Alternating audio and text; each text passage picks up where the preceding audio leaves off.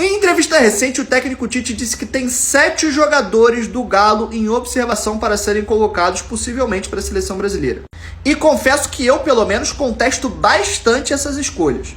Começando pelo goleiro, o Tite disse estar observando o Everson.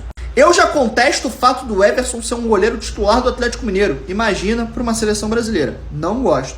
Outro nome que ele tem também no radar, eu acho esse o mais bizarro desses 7, é o Nathan Silva.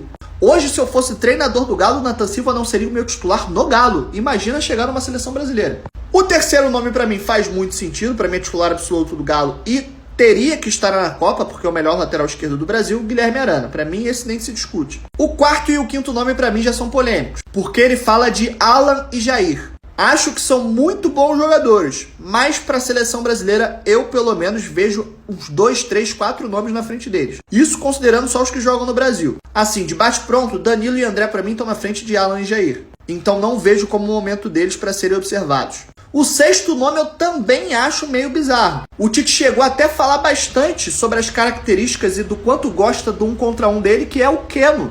Não que o Keno seja mau jogador, longe disso, inclusive queria muito no meu time. Resolveria extremos problemas do Botafogo. Mas na seleção dele, aqui no Brasil e principalmente lá no futebol europeu, tá saindo um jogador a rodo melhor que ele.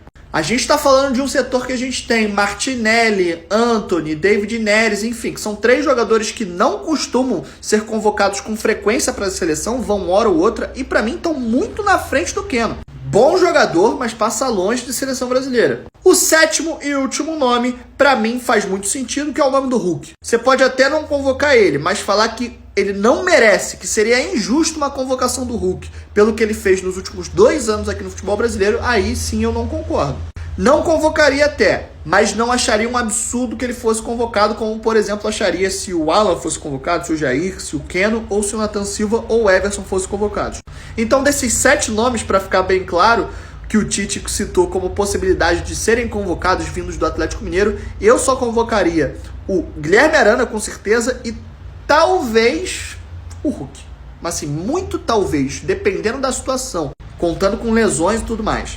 Mas essa é a minha opinião. Você pode deixar a sua aqui nos comentários, diz aqui o que você acha e me segue que eu faço vídeo sobre futebol todos os dias aqui nesse perfil.